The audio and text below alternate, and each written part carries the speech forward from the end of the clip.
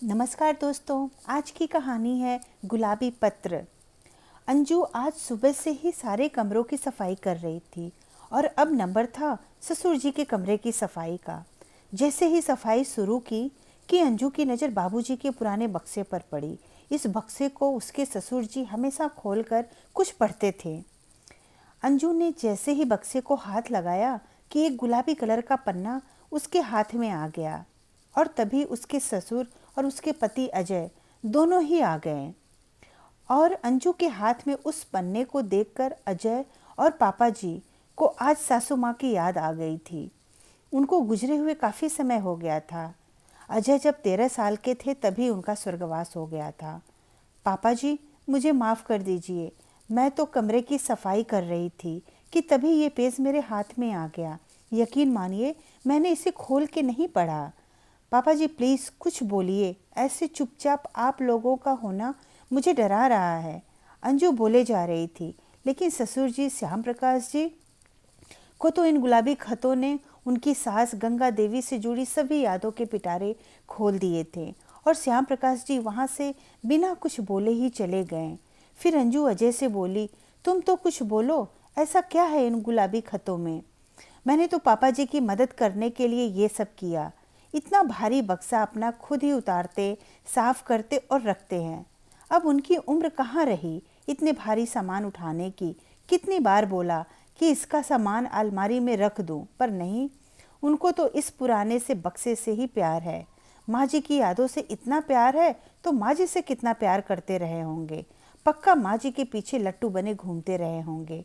ऐसा क्या है इन गुलाबी पन्नों में? अब बहुत हुआ, चुप करो अंजू, तब से कुछ भी बोले जा रही हो। जानना है ना तो लो पढ़ लो।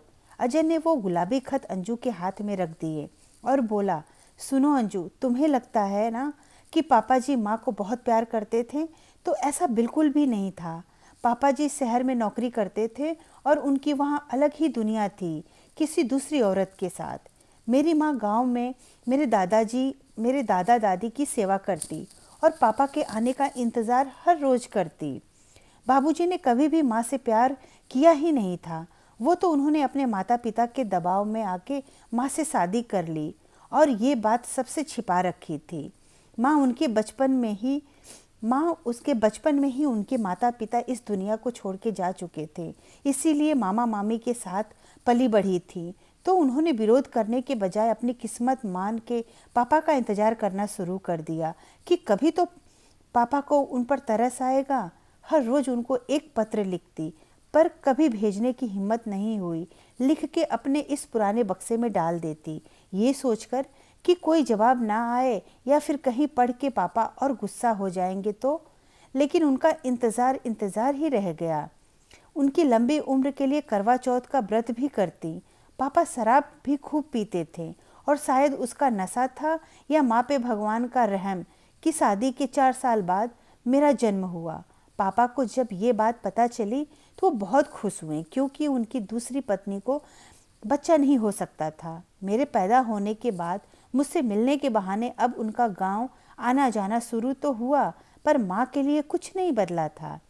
माँ सिर्फ पापा को देख के ही खुश हो लेती और धीमी आवाज़ में इतना ज़रूर कह देती थी कि सुनिए, हो सके तो शराब पीना छोड़ दीजिए, ये सेहत के लिए बहुत ही ख़राब है। और पापा से जवाब भी मिल जाता तो, तुम अपने काम से काम रखो, मुझे ज्ञान देने की ज़रूरत नहीं है।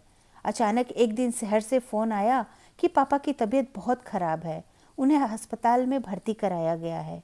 सभी का घबराकर बुरा हाल था ये समाचार सुन के। और तब मेरी उम्र लगभग 10 साल की रही होगी। तब मैं और माँ पहली बार शहर आए और अस्पताल पहुँचते ही डॉक्टर ने बताया कि उनकी दोनों किडनी खराब हो गई है। अगर डोनर नहीं मिला तो बचना मुश्किल है।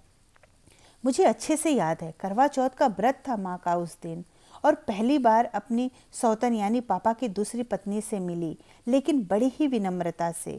मैं आज भी सोचता हूँ कि किस मिट्टी की बनी थी मेरी माँ। कभी कोई शिकायत नहीं।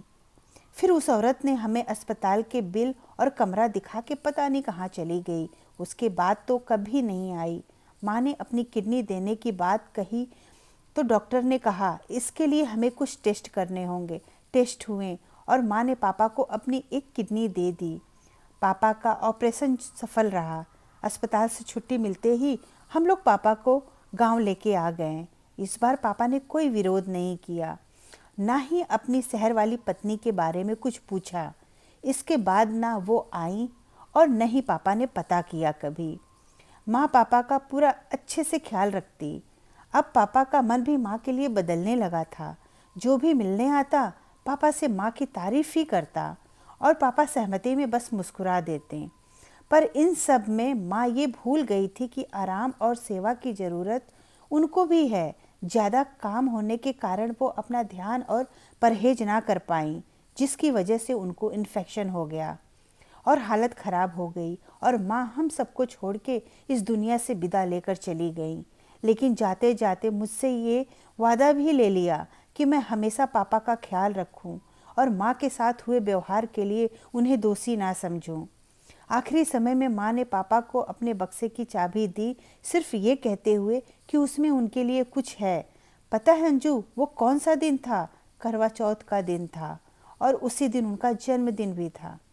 माँ के जाने के बाद पापा ने जब माँ का दिया हुआ बक्सा खोला और चिट्ठी पढ़ी तो उनके आंसू नहीं रुक रहे थे।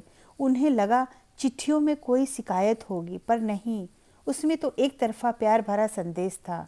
मेरी माँ ने कभी शिकायत नहीं की। किस्मत वाली माँ नहीं अंजू, किस्मत वाले पापा थे। उस दिन से हर साल पापा माँ के लिए करवा चौथ का व्रत रखते हैं। माँ को अपने हिस्से का प्यार मिला, पर उनके इस दुनिया से चले जाने के बाद। लो, चाहो तो पढ़ लो ये पत्र। और अजय बाहर चला गया।